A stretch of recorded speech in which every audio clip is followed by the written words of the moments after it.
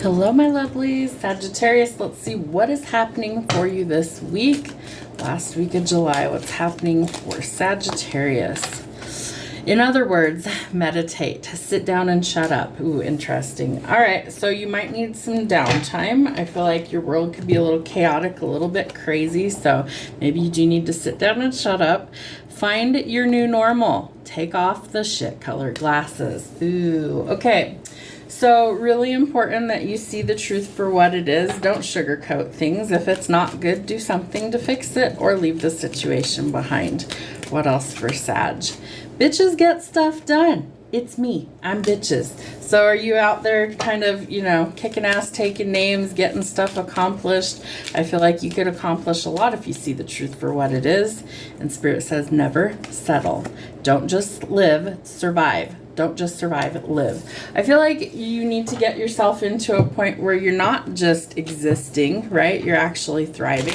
There's positive changes that are coming in.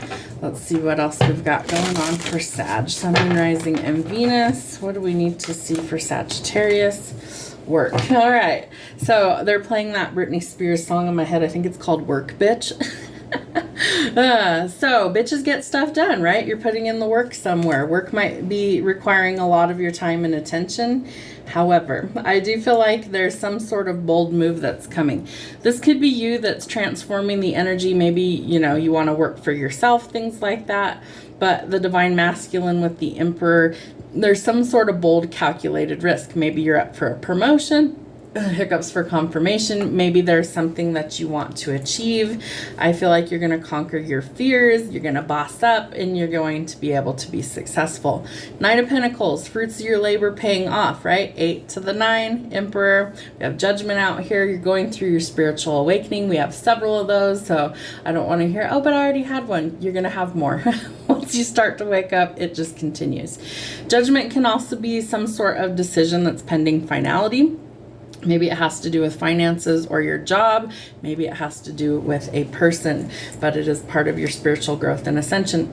Shift your perspective, especially around finances and relationships this week, because I do feel like somebody wants to come in and offer you a secure future. This is, again, part of ascension. There's a staircase here going up to enlightenment, up to the heavens. I feel like once you obtain the knowledge that you need, it becomes very easy to just kind of go with the flow, because you already know what's going to happen. But the Hierophant's also a card about marriage and commitment. So that might be some big changes.